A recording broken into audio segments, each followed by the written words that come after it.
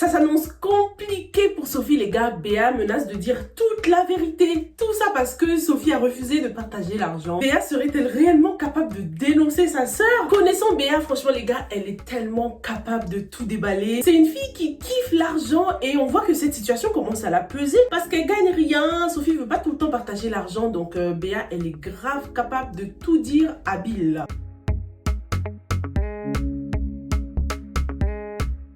Bonjour à tous et bienvenue sur Yuri TV, moi c'est Sylvia et sur cette chaîne je fais des revues et des analyses de films et séries afro. Sur cette chaîne on aime aussi donner notre opinion sur nos séries préférées, donc si c'est quelque chose qui t'intéresse, surtout n'hésite pas à t'abonner à la chaîne et activer la cloche pour ne pas rater la prochaine revue. J'avoue que Sophie a soulevé un point intéressant pendant sa discussion avec sa sœur. Elle a quand même dit que c'est elle qui l'a élevée depuis qu'elle est petite. Béa ne manque jamais de rien, Sophie lui donne toujours de l'argent lorsqu'elle en a besoin pour ses business et tout ça.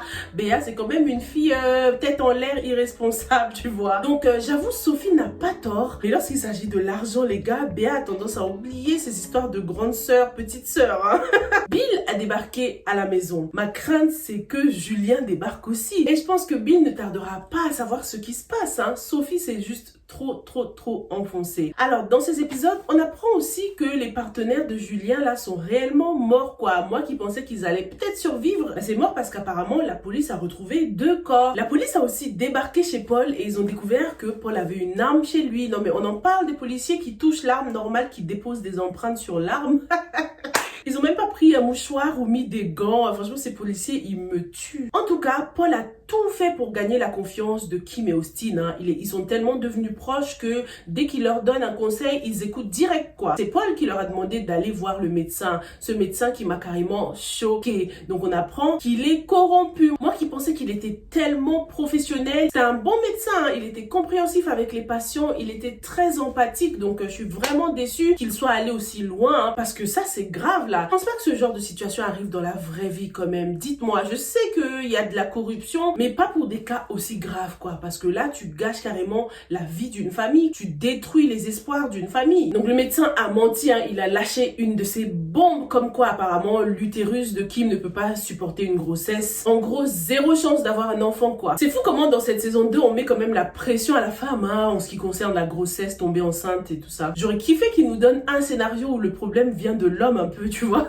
pour rééquilibrer les choses. Le couple Kim-Austin est réellement mis à l'épreuve. Nous qui pensions que la maman de Austin allait être le bouclier de la famille, allait les aider à ouvrir les yeux, à être moins naïfs, voilà qu'elle incite Austin à chercher une autre femme sous prétexte que...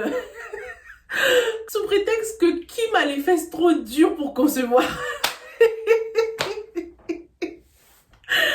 Cette réplique m'a mis HS. À mon avis, dans cette saison, ce n'est pas seulement le couple de Piwele et Passy qui va partir en vrille. Hein. Le couple Austin-Kim va aussi rompre. En tout cas, ça s'annonce très mal. Hein. Paul, il est là, présent. Et Austin, il kiffe sa mère. Donc, c'est sûr qu'il va quand même écouter ses conseils, quoi. Ah, franchement, la daronne, là, elle est venue tout embrouiller. Hein. Oh là là. Piwele a donc fini par obtenir le divorce, les gars. Est-ce qu'on peut mettre Piwele à la poubelle, s'il vous plaît? Oh my God. Il va tellement le regretter. Oh là là là là là là. J'ai eu de la peine pour le père de Passy. Hein. Ça se voit que là, son ego a été touché. Il voulait tellement aider sa fille, mais là, il a été impuissant hein, face à Piwele et c'est quelque chose qu'il ne supporte pas, hein, Monsieur Marga. Dès qu'ils sont rentrés du tribunal, là, il s'est barré direct dans la chambre. Ça se voit qu'il a été touché. Mais on en parle de Passy. Oh là là là là, comment Muriel Blanche, elle a réussi cette scène. Ah non, elle pleure bien. Hein. Elle a bien pleuré. Hein. C'était crédible. La pauvre, c'est tellement difficile. Heureusement qu'elle est bien entourée. Hein. Sa famille la soutient vraiment très bien. Je kifferais tellement que Kim ait le même soutien. À part sa sœur Vipère, là, il y a vraiment personne. Hein. Elle vit des moments tellement difficiles. Faut absolument pas qu'elle se retrouve toute seule, quoi. Bref, alors, concernant Passy, franchement, là, les gars, bon débarras Piwele. J'espère que Passy se trouvera un mec digne de ce nom. Est-ce que vous pensez qu'il y a un nouvel acteur qui va faire son entrée là? Un bon petit prétendant pour Passy là. Ah, j'ai tellement envie. Il faut que Piwele s'en morde les doigts. On constate qu'il fait même des plans d'avenir hein, avec sa copine. Hein. C'est plus sa Chisa hein, maintenant qu'il est divorcé officiellement. Elle a dit vouloir 5 enfants, 3 filles, 2 garçons et tout ça. C'est bien mignon tout ça. Hein. En tout cas, c'est quand même une femme intelligente hein, parce qu'elle s'est étonnée de la rapidité du divorce. J'ai trop hâte de voir ce qu'elle qu'elle réserve à Piwele, je te jure. Peut-être qu'elle va jeter son dévolu sur un autre homme beaucoup plus riche que Piwele et du coup, elle va le lâcher. On verra bien les gars. Arnold a fait volte-face. Il est revenu sur sa décision. Sa mère lui a mis la pression, un chantage affectif. Je vais te déshériter, blablabla.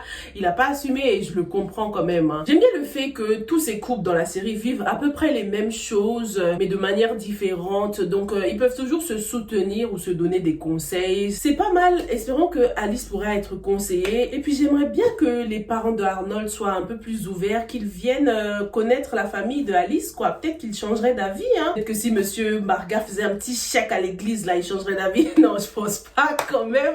Mais ce serait cool quand même si les deux familles se rencontraient d'une manière ou d'une autre. Peut-être que la famille Marga va aller à l'église. Pourquoi pas un jour visiter l'église de Arnold en famille, quoi. En tout cas, c'est compliqué, hein. Les histoires de religion dans le couple, c'est parfois compliqué. Il faut vraiment faire des concessions. On verra bien ce que l'avenir réserve à Alice et Arnold, hein. N'hésite pas à faire tes hypothèses, hein, dans les commentaires pour que je puisse lire ton commentaire dans la prochaine revue, ok? Alors, est-ce que vous avez compté combien de gifles est-ce que Wafo s'est pris dans cet épisode-là? Déjà le choc, hein. D'où il est sorti de prison? Non mais franchement, pourquoi les filles aiment trop les bad boys comme ça? Fallait qu'il reste encore plus en prison. Mais bon, il n'a pas non plus commis un crime grave, donc c'est normal qu'il fasse juste un petit tour en prison, quoi. Il continue toujours à négliger Eliane, hein, et je suis sûre qu'il dit la vérité, hein, Wafo. Il a jamais aimé Eliane. Il kiffe plus sa copine de France que Eliane parce qu'il voit beaucoup plus d'opportunités avec elle, tu vois. S'il aimait Eliane, il aurait déjà épousé depuis belle lurette. Donc Wafo, il est vraiment sincère. C'est malheureux, mais c'est la vérité, hein. Il n'aime pas Eliane. Alors passons à la lecture de quelques commentaires que vous m'avez laissés dans la revue précédente, hein. On a celui de Mara René qui nous parle du divorce de Passy, hein. Elle dit « Passy devrait divorcer. Rien ne justifie l'humiliation qu'elle subit. Son mari est un arriviste villageois aigri et frustré qui ne pensait pas un jour avoir autant de moyens. C'est triste les mentalités dans cette série. Non mais je te jure, mais Piwele... Piwele, il m'a déçu. Mais on l'avait déjà vu, hein, ce caractère dans la première saison. Il était déjà comme ça. Donc, c'est vraiment l'argent qui a, propulsé les choses, quoi. On a aussi Pamela Agassi qui nous donne son avis concernant le couple Kim et Austin. Elle nous dit que vraiment, ça fait mal de perdre un enfant. Et cela nous montre que si une femme est enceinte, elle doit vraiment prier pour se protéger. Il va falloir de l'aide vis-à-vis de ce couple. Il faut que sa cousine déguerpisse de la maison. Sinon, elle sera toujours en danger. Kim est tellement en danger. Elle est déjà dans la gueule du loup, là, les gars. Pour l'instant, là, je compte réellement sur ses amis pour la tirer d'affaire parce qu'on peut pas réellement compter sur Austin en ce moment. Alors, on a Queenie Trésor Cash qui nous dit Passy, je pense qu'elle veut dire Passy, hein. Passy sortira avec Eto dans cette série. Oh! C'est vrai que j'ai vu Eto dans des photos officielles de la série. Oh my god, ça vient de... Et j'avais complètement oublié.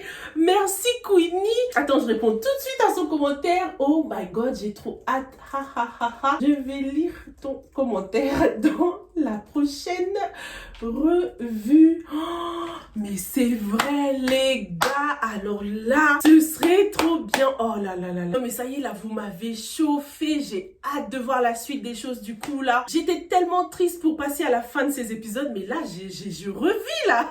Hâte de voir Eto dans la série, ça va chauffer pour Piwele.